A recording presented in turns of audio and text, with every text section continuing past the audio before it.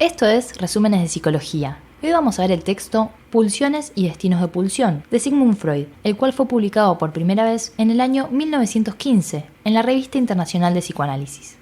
Con el fin de poder aclarar una de las nociones más confusas del psicoanálisis, Freud se propone conceptualizar lo más rigurosamente posible a qué hace referencia el término pulsión.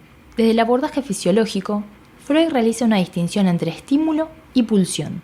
El estímulo proviene del mundo exterior y se constituye en una fuerza momentánea que opera de un solo golpe, y para la cual es necesario que el ser vivo realice una acción de huida que sustraiga la parte del cuerpo estimulada de la influencia del estímulo, como cuando nos quemamos agarrando algo caliente y tenemos el acto reflejo de arrojarlo y apartar la mano del mismo.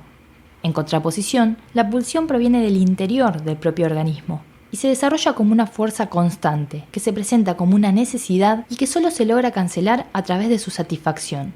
Esta satisfacción puede alcanzarse únicamente mediante la modificación, apropiada a la meta, de la fuente interior de estímulo.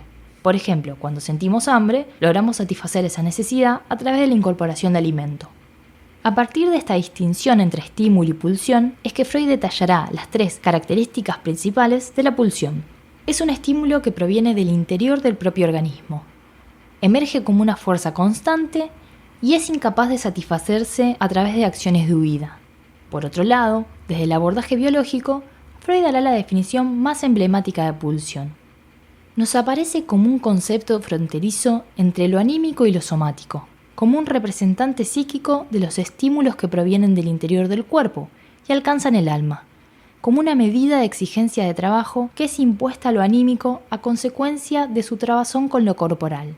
Y ahí comienza a detallar cuáles son los elementos que componen a la pulsión.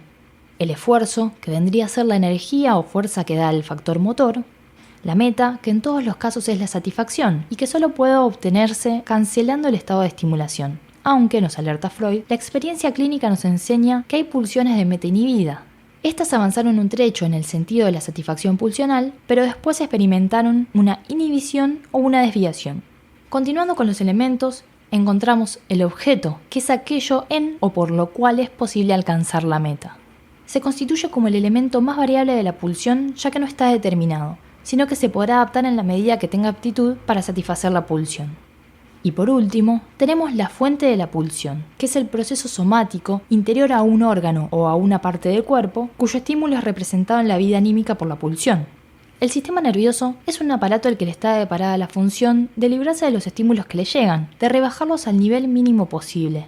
Dicho de otro modo, es un aparato que, de ser posible, querría conservarse exento de todo estímulo.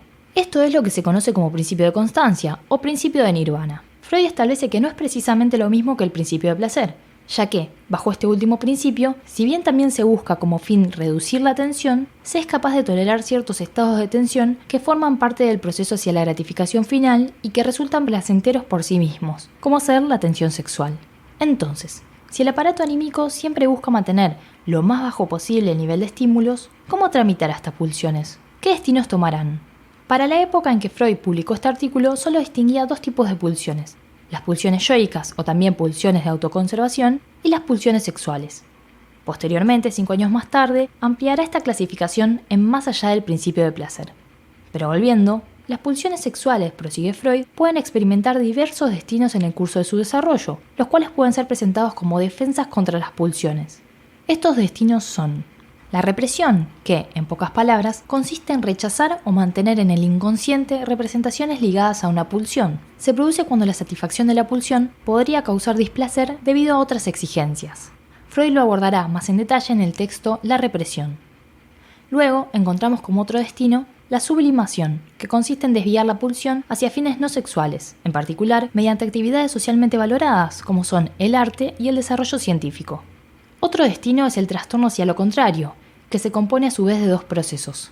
Trastorno en cuanto a la meta, la vuelta de una pulsión de la actividad a la pasividad, por ejemplo, del sadismo al masoquismo o del voyeurismo al exhibicionismo, es decir, de la meta activa de martirizar en el sadismo o mirar en el voyeurismo a la meta pasiva de ser martirizado en el masoquismo o ser mirado en el exhibicionismo.